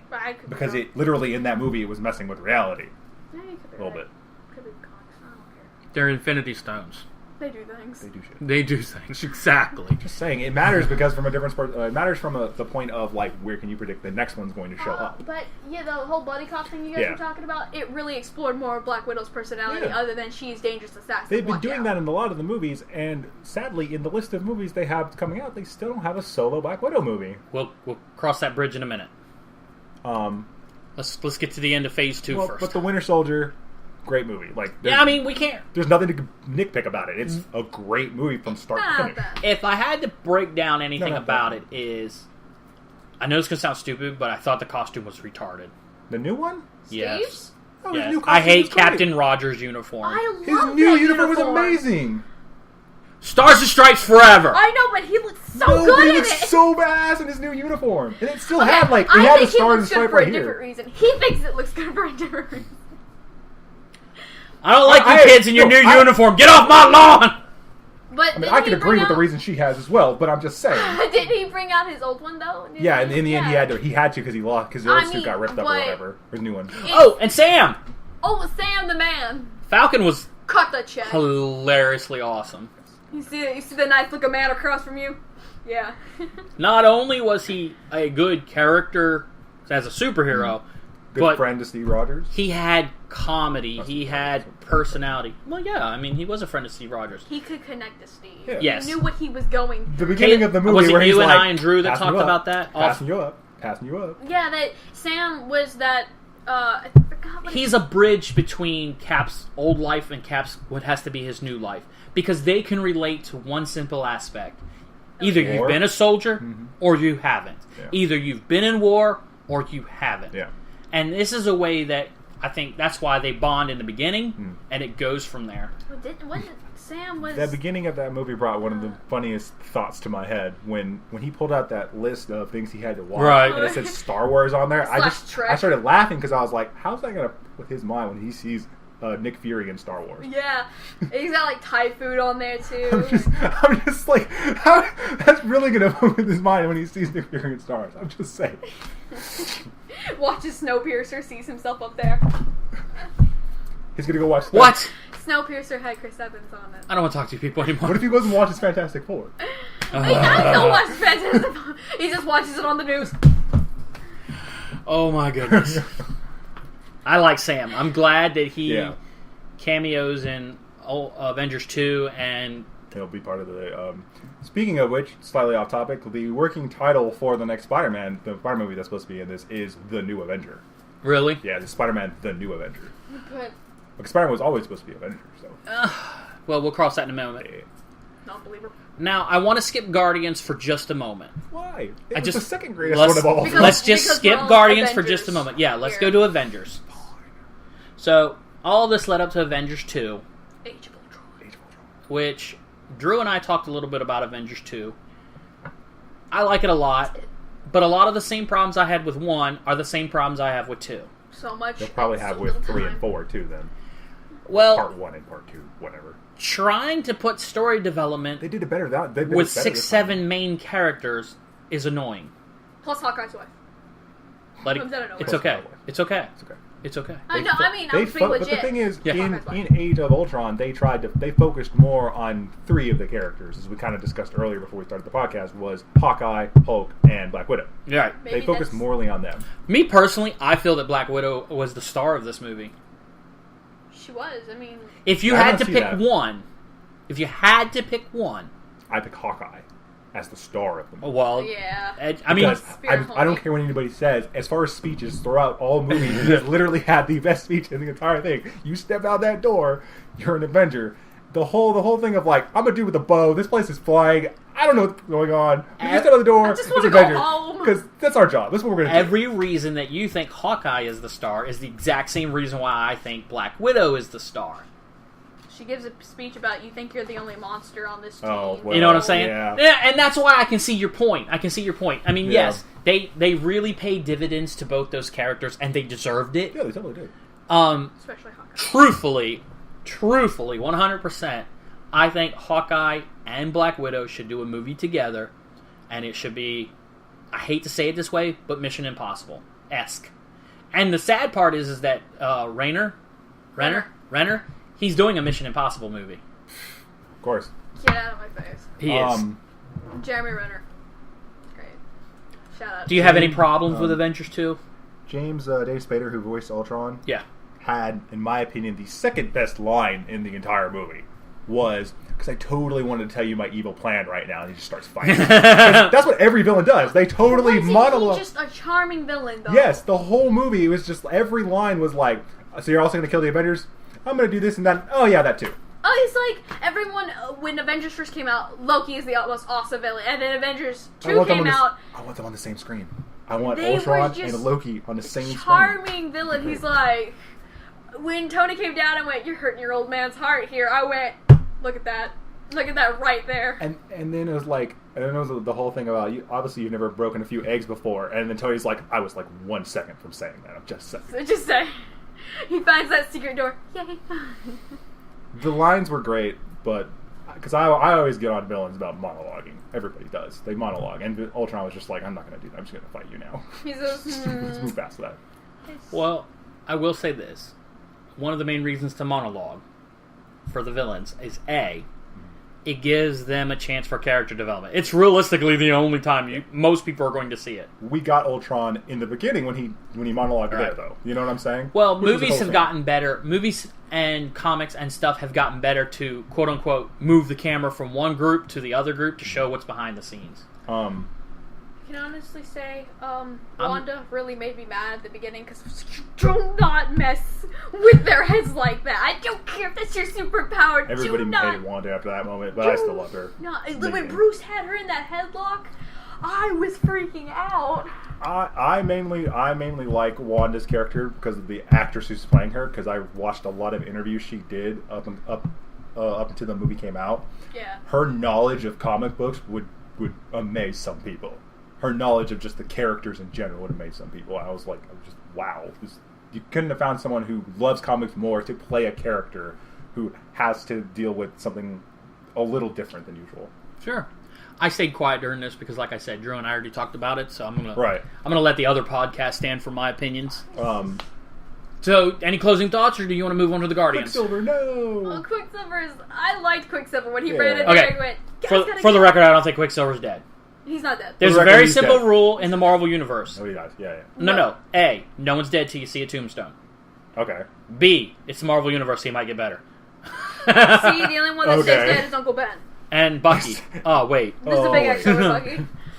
I wonder why they just decided to change that about Bucky. Like, why did they suddenly go, he should make him the one? We're not going into that. It'll just make me mad, too. For S.H.I.E.L.D. coming up at the end there, that was cool. Just, the tie-in and all that stuff. S.H.I.E.L.D., Quicksilver's line of, this is S.H.I.E.L.D.? I like this. This is what Captain America's like. This is what S.H.I.E.L.D. was supposed to be. Right. Saving people. The joke between Hawkeye and Quicksilver. What, you didn't see that coming? And at the end, you didn't see that coming? The funny thing about that S.H.I.E.L.D. joke in Captain America is Captain America's still fooled. Oh, yeah. He's still fooled. Yeah, he's still fooled. Because S.H.I.E.L.D.'s still out there. Still doing its thing. Yeah. Yes, S.H.I.E.L.D. exists to save people from natural disasters. Yes, S.H.I.E.L.D. exists to be counter-terrorist. But S.H.I.E.L.D. also exists as super spies, weapon development, superpower investigation, etc., etc., etc. Everything S.H.I.E.L.D. was doing beforehand, they're doing again. It's just this time they're doing it a little bit smaller and a little bit quieter. That was another good line from the movie. Is when Maria Hill's talking to Captain America about the Maximoff twins, volunteering to be experimented on. Yeah, and he's like, who would ever do that to save their country? They explored his humorous side. And that was a good connection to make about the Maximoff twins, that they're not necessarily bad people. They just, like Captain America in that situation, they volunteered to save their country.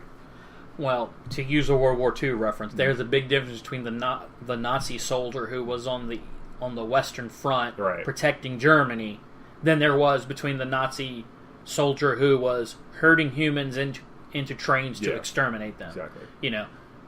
Certain people were fighting for different reasons, and you're always going to find heroes and villains on both sides of the line of war. Totally agree. This movie. If you put Mjolnir in an elevator, is the elevator worthy? The scene. Yes, I was just about to go there with the Thor's hammer thing. The scene where Captain America punches the hammer and the look on Thor's face. What the frick? What the? It's so good. The actor does that part so well. It's just like, oh my god, he's gonna lift the hammer. Do you think Steve stopped because he felt it nudging? He was like, no, I don't want to. No, I think he was actually trying to pick it up, and it wasn't his time. I think that's what you could reference it. It wasn't his time. You're not ready yet. You come back in a few years. Yes, totally whisper to the internet microphone, Kayla. You're not ready yet. Come back. Yes, the hammer totally whispered that. I agree. But then when the Vision's like, I don't know how I can get you guys to trust me, but we need to go.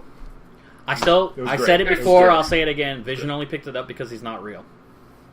And or his gender. But somebody else said it's because he was brought to life by Thor's lightning. And so it's a kinship between him and the hammer. We're brothers. Vision, now 8% Uru metal. Wow. Yeah. No, I just... He's got Asgardian electric juice running through him. He's in the eye and he's worthy, Oh, well, speaking of the Mind Gem, it's not going to be there forever. Oh, no. I think it's going to... because Vision never had it in the comics. He has the Solar Gem. He has a solar jewel. I don't know where it comes from. I don't know if somebody makes it or whatever. I'm pretty sure that Vision's going to die in the first part of Infinity War. Nope. Rips him out, and then he'll come back. He'll come back. Whatever. But I think what they're going to do... I'm pretty sure Thanos is going to rip that out of his head. Probably, but... Rip that out of his head. I know I keep doing it, but didn't Ultron build Vision? And yes. then Vision was on his side? I like that there was plot twist they did there. In the comics, Ultron makes Vision and uses him to infiltrate the Avengers and tries to have him betray them. And then humanity plus Wanda. Yeah, Vision and Wanda, totally thing. And they planted the seeds for that in the movie. Yeah, I saw somebody made it on meme jokes like, we had a moment. She looked at you. It was totally a moment, bro. He technically saved her life. Ships it. At the end, he technically saved her. Now, I may have forgotten amongst the chaos of the spectacle that was the movie, but did he ever phase? Did he ever go through... Yeah, when in fact it was a scene with War Machine when War Machine was fighting off the dudes. All of a sudden, Vision came up, punched through one of the robots. Like it was you could tell it was phased just because of the effects around it. It wasn't just he punched through it. And War Machine was like, "What the hell was that?" Yeah, and that was it. That was literally all you really got of him phasing. Rhodey just needs to me. a day I mean, off. obviously the cyborg Mm-hmm. cyborg that flies, shoots lasers, and can pick up tanks. Yeah, obviously he's got a lot of powers. Right. But the phasing has always been his quote unquote superpower. The other thing is like right now in it's the Marvel density Cinematic manipulation. Universe, he has an Infinity Stone. In my opinion, he's more right. powerful than a lot of other people. But it's mind. So mind over matter, homie. Excuse you, what was Cap's biggest thing? Use this and this, not just this. That's right. Be the man you are here and right. here. Use this, Say and it, Kayla, not preach this, it. and no, preach because it. they know. I don't have to. The audience knows. You don't have to tell them what you were pointing at. No, because they know. They know. They're true fellow. I'm just saying, as far as the 6 Infinity Stones go, in my personal opinion, mind is the weakest. Something has to have a mind to affect it. That's not. You could give it a mind and then affect it. Yeah, that's Space. Right. You can give it a mind. There go Vision. Space. The final one too. You can be Dangerous Missile. I teleport you to the other side of space. Time. I remove you from exactly. I stop reality. time. You're not there. Woo! You exploded. Power. I blow you up before you do anything. Reality. You exploded into marshmallow fluff. That'd be awesome. I want that's not my favorite stone. I want the reality stone now.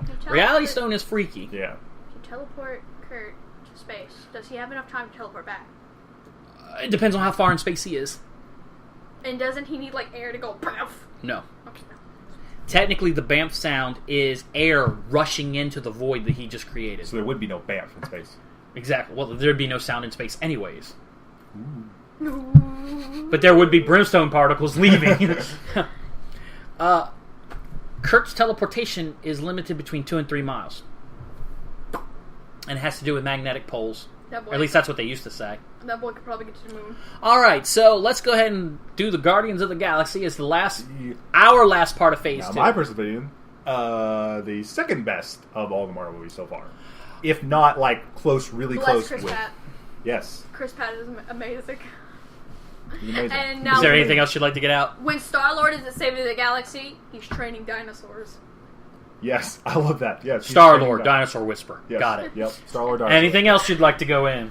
Drax I am is Groot. amazing. I am Groot and Raccoon with anger problems. Okay, so I enjoyed Guardian of the Galaxy way more than I thought I was going to.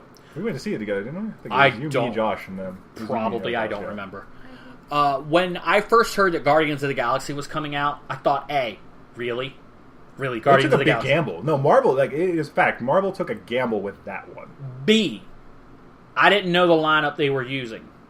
See, the Guardians of the Galaxy I remember was Charlie 27, Yolanda,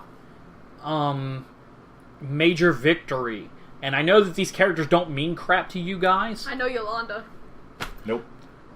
The guy who whistles and controls the spear. Yondu? Yondu, that's Yondu.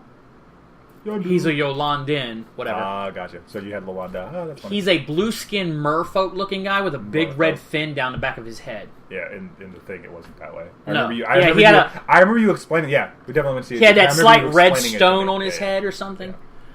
My point being is, And the Guardians of the Galaxy I'm used to isn't the only iteration of them. Right. There have been... From what I'm getting from you is the Guardians of the Galaxy you're used to is just not as cool. That's fine. You can say that as well. You know, a psychic, telekinetic, powered person with Captain America's shield in the year 3000. I'm just saying, in the current comics, Marvel goes to join the Guardians of the Galaxy. It's darker Black Widow. The Guardians of the Galaxy, this version is fine. Now, me personally... I hope that's how they introduce Miss Marvel, Captain Marvel. They probably will. It's through Guardians of the Galaxy, because I think in the current comic book she just went... She is currently working with them, which is awesome. She's Kree-powered. Yeah, she's Kree-powered, so that would make sense. Another version of the Guardians of the Galaxy is also the Infinity Watch. There are 6 people who each hold one Infinity Stone. What? Nothing. I was thinking about myself. And so, I find that's going to be probably not what they're going to do. Probably not. But how funny would it be if Drax in... See, now, Drax in the comics is quite different than Drax in the movies. Yeah. And I mean, seriously, 99% different. Okay. Drax in the comics is closer to the Hulk. Okay. Only not rage-induced. He's just that strong. Awesome. Because that was definitely not the case in the show, because he got his ass handed to him by Ronan. The Drax in the comics is not a warrior. He's not a fighter. He's I don't think super he's really strong. a warrior in this either. From what because I just recently watched the movie again because my mom had never seen it. I just watched it like last week. Actually, after watching it a second time, I actually feel like Drax is pretending that he was a warrior. More along the lines of like he wants revenge, so he's like he feels like he needs to become a warrior, but he's actually probably just like a farmer or something. Well, I think between the character of Drax and the actor Dave Bautista, I think you're going to get he's a fighter. I love a fighter, actor. not a soldier, not a trained... He's a fighter. He's a brawler. He's the guy who gets done wiping the entire bar and then walks out with his hands. He goes to Fight Club. Right. Like that's his kind of fight. Right. Where in the comics, Drax was like, me am green and smash. I hate Thanos. Me kills Thanos, kind of. Gotcha. And so they gave him the Power Stone, which made him even stronger. Yeah. And most people took their Power Stones and stuck them on their forehead. Drax ate his because he thought it was a jelly bean. Are you serious? Yeah, I don't think I'd like that, to be honest. It's great. But that's funny. I don't think I'd like that personality. No, I get that. And so what I'm saying is this Drax, character-wise, amazingly better, in my opinion. Power-wise, amazingly weaker. Wasn't Gamora a little bit different? Because isn't Gamora... From what I understand, she's a lot more ruthless. She is. In the comics, she's an assassin. But the point is that Gamora is an assassin in this as well. But she is a little more... She's just changing loyalties from A to B. Gamora in the comics and Gamora in the movie are about the same character. The difference is we just don't get to see all the awesome she was. We get to see her character change. Space Natasha. Actually, that's a really good analogy. She's Space Natasha. She's Space Black Widow. Nebula, I liked seeing her, the blue one. I am Groot. I am Groot. Yeah, Groot. Like, literally the best thing about the movie. I am Groot. Who doesn't love Groot? Like, I don't love Groot. All the cool stuff he did. Blasphemy. Non-believer. I didn't say I didn't enjoy him. No. I said I don't love him. You either love him or you love him. There's no other option. I don't believe what you're saying. You're either I am Groot or I am Groot. Yeah, that's right. You're either I am Groot. You are either I am Groot or we are Groot. There is no in between. That was like, come on, that line was the best. And he's freaking crying, and you're like, this is so good. Don't do it. Don't let those tears fall. So good. And then that ending scene when he's just dancing to the Jackson 5 song, it's great. I was so surprised it took them that long to make a toy out of that. Yeah, actually, I agree. Because that was do you remember we walked out of there, I'm like, that needs to be a toy. Totally. That's millions of dollars, money left on the table, as they say. And they did. They made a solar-powered one. They made an actual figure. I get it. Groot's enjoyable. Listen, I like Jar Jar Binks okay. I like Groot okay. To me, they're the same type of character. People are going to fight me for saying I don't care. I don't give a fuck. I like Jar Jar Binks too. I'm just saying I know a lot of people are going to like. But they are simple. Huh? Wasn't Groot more useful? Oh yeah. I mean, he freaking... But story-wise, you have a 1 or 2 trick pony that's there for a specific reason. Jar Jar Binks is there for comedy relief to make the kids happy. Groot was there to be a badass in every way. Groot is there to be... And smile and just, the heart. He's the heart. Yeah. You remember when he stuck his whole arm through all those 3 guys soldiers and just went like this nonstop with a vine? He felt and then better. just turned around and was like, That did good. Look, I'm not saying he isn't an interesting character. I'm just saying I don't love Groot. blasphemy! There was nothing about the Guardians. Love Groot. There was nothing about the Guardians of the Galaxy that I loved. Blasphemy. It was a great movie. It was a solid movie, made just wonderful. Everything about it was right. There's nothing about this one I can nitpick other than it's the Guardians of the Galaxy. Right. I went in not giving a fuck. I came out enjoying it, but I still don't give a fuck. The end with Star-Lord was my favorite, when he was like, dance off, bro, me versus you. Yeah, that's right. Let's do this. Well, what else are you going to do against a guy whose hammer breaks reality? I don't know. I loved the how it should have ended. It's like re-ending of that, where they're just like, okay, bro, that's okay, dance. Is it just me? Is it just me, or did the stone do to people what the divining rod in Agents of S.H.I.E.L.D. was doing to people, turning them into that black rock Kinda, yeah. Didn't that not look the same? Kind of similar. Might be a connection. I don't know if you've seen the bloopers to the Guardians of the Galaxy, but when he goes, haven't. dance off, bro, me versus you, Ronan goes, it's on, and everyone starts dancing. Oh, that would be awesome. I have to look that up. My main problem is with the Nova Corps. If I had to nitpick anything, the Nova Corps. Because it's completely pointless in every way? Yes. Pretty much? They made it completely pointless in every way. I don't know why you would ever leave an Infinity Stone with these people. That's the horrible... That's where it is. They left it with the Nova Corps. That's stupid. That is so stupid. Thanos is going to come down and be like, thank you. I think Star-Lord took it, I thought. No, he fake gave it to... Jan. That would have even been a better option. No, it wouldn't, because he'd have sold it to somebody. Now, my main problem with the Nova Corps is Marvel's Nova Corps... No. Marvel's Nova Corps is Marvel's answer to DC's Green Lantern. Okay? Really? Yeah. Now, in the comics, the Nova Corps are space police. Uh-huh. And you've got thousands upon thousands of space police, and every once in a while, you have super soldiers.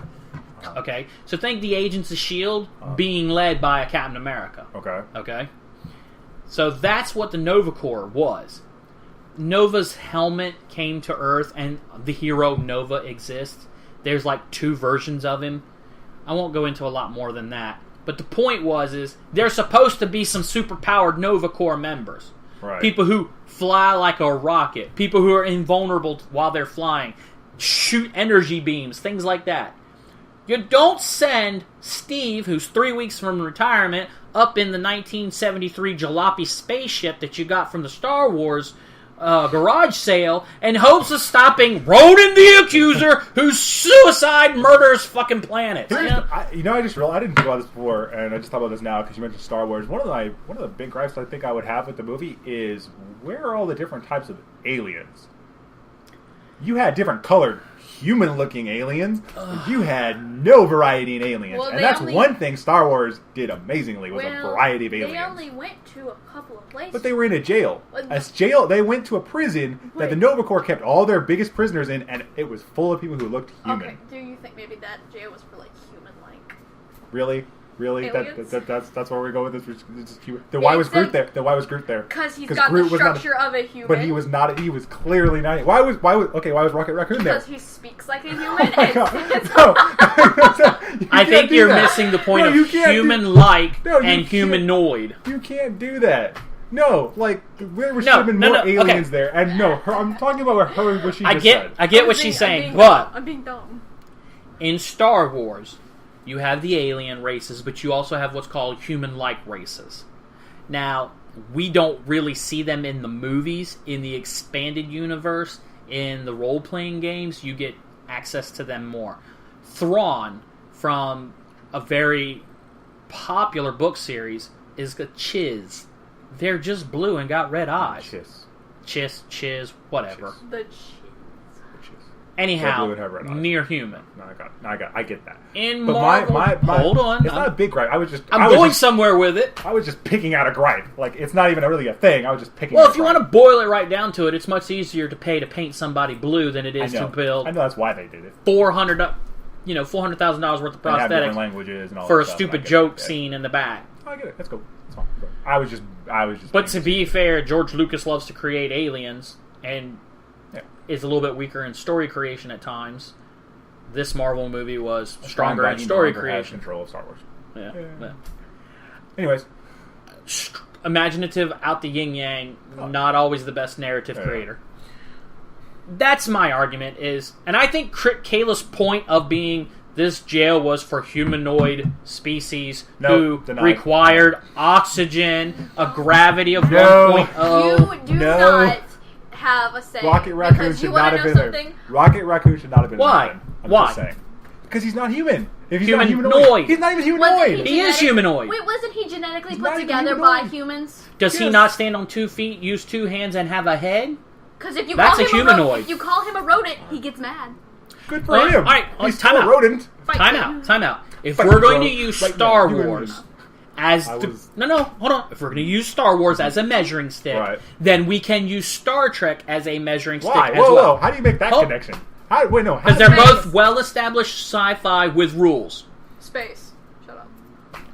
Using that, I don't see how you make that connection, but that's okay. Using that, Starfleet starships exist with what they consider a 1.0 gravitational pull and a oxygen/nitrate atmosphere. Mm-hmm.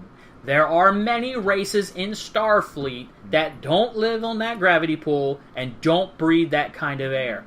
And they don't always serve on the same ships. Mm-hmm. You're probably not a Star Trek fan, but there was group of people called the Benzites. And when they first showed up, they had a breathing apparatus in front of their face that come out of like a chest piece. And it let like a smoke go that they could breathe in when they needed it. Consider it space asthma for the lack of better terms. It would be illogical and expensive to create one prison to hold 15 different classifications of aliens when you can build one prison to hold one classification of type of aliens. All of those aliens needed the same gravitational pull. All of those aliens needed the same environment, and we can easily assume that they needed the same nutritional supplementation. Okay, I can agree with you now that you've explained it that way. My whole thing was I just wanted to see more different alien types. Well, when they went to kooky asteroid bizarre world, you saw a lot of different things. You saw a lot of different things there. I get the prison thing. The prison thing makes sense. Oh God, please don't go there. I like Howard the Duck. I like the old Howard the Duck movie. It was funny. I watched it as a kid, and I didn't take it serious. Never seen it. Don't know nothing about it. When that showed up at the end of the screen, I was like, well, this is a weird... Stanley cameo was great in that, too. Stanley cameo. Oh, he was talking to that guy. Raccoon's like, look at this bum. Old guy in space hitting on the young girl. Yeah. So... Stanley gets around, man. let's talk about Ant-Man and finish this up. Dude, you got to realize something. All these I just thought about this. All these movies are in the same cinematic universe, right? Yep. Stanley is in every single one of these spots over the course of this universe. No. Think about that. Who the is this guy? No. People who look like Stan Lee are all over this universe. That's crazy. Is it not? I heard this and I don't know. I've never checked on the internet. Stanley is the master of the Watcher. Are you gonna let me finish? The Watcher. That would be funny though. That would be awesome. That would be hilarious if Stan Lee was the Watcher. That would be awesome. We totally need to make that happen. That needs to be a thing. We need to do something about this and see if we can't get it out there. Stan Lee is the Watcher. Holy crap. But I heard something from someone that the Stan Lee cameo in the Avengers 2 is literally Stan Lee. Could be. Because Stan Lee was in World War II. And being the World War II vet sitting there like, pour me one, quit being a Nancy, you know. Right, gotcha. He also kind of Cap's friends. He also kind of played himself in the Fantastic Four 2 during the wedding. He's like, I'm Stan Lee. Yeah, that's not part of the cinematic. It's not part of this Marvel cinema, but it was still a Stan Lee cameo. Yeah. But if we were to that would be cool to watch her. That would make a lot of sense. That would be the most amazing thing ever. We should totally, hashtag Stan Lee Watcher is the Watcher. Conspiracy theory. And see if we can't make that happen. All right, so going back to Ant-Man. I know nothing about Ant-Man other than the fact that originally, apparently, it was his Hank Pym was the one who's supposed to have created Ultraman originally, but Ultron. So they're doing something completely different with him this time. I think the guy who's playing Ant-Man is using the suit created by a guy named Hank Pym. Yes. So I think that's what they're doing for the movie. Scott Lang. Yeah. is a thief. Mm-hmm. In the comics, he robbed from Pym's labs to make enough money to get... His daughter was sick or something, and he needed the money. Oh, poor guy. Of course, his daughter could also have been kidnapped by mobsters or some shit. Yeah, Sandman story again. Huh? Sandman story again. Spider-Man... Sandman story, okay. You said it too fast. I didn't understand what you said. Sandman story again. You say Sandman, and I don't think of the villain. I think of the hero from the DC comics. That's great. Who shoots sand in people's face with a gas gun and makes them go to sleep. And I'm like, huh? But yeah. So, in the comics, Scott Lang is a thief because blah reasons. Now, he's a thief also because, it gets him stuff. Right. And then Pym gives him a second chance. You be the Ant-Man. I want to be just Pym. He shows up. Huh? He shows up. What do you mean he shows up? Hank Pym shows up? In the comics? Yes. In the movie? Yes. Yeah, he's the older guy sitting across Michael Douglas will be playing him. I don't know, I'm sorry. But it's supposed to be an older, Where in the comics, Scott's like in his mid-20s and Pym is in his mid-30s. I think how I'm going to feel about Ant-Man is how you probably felt about Guardians of the Galaxy. Going in with a whole lot of doubt and hoping for the best? A whole lot of doubt and hoping for the best. Yeah. I'm looking forward to it. I have high hopes for it. I've been waiting on an Ant-Man movie since like 2003 or 4, when I first heard that it was coming out to begin with. This damn movie has been in production limbo hell. Yeah. 12 years? I was going to say, for over a decade. So, it's not going to be, in my opinion, I do not think it's going to be that knock it out of the park Iron Man. But if it is, that would be amazing. I think, like Thor, you're going to go in there and you're going to you're going to enjoy it on different levels. Yeah. I don't know. There were some parts of some of these movies where I just kind of daze off because I'm like, eh.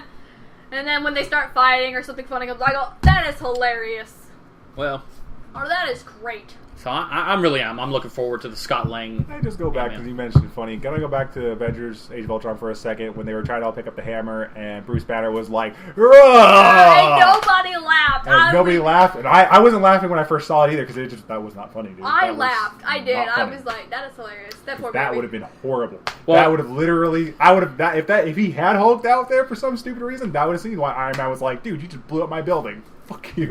Not only is it not funny. Because it's the Hulk. Right. But it's lame. Oh, yeah. It was totally lame. You know what? I laughed. And now we as viewers can laugh at the awkward lameness that it was. Right. But I don't know about you, RJ, but when I watch a movie, I kind of get into it. Yeah.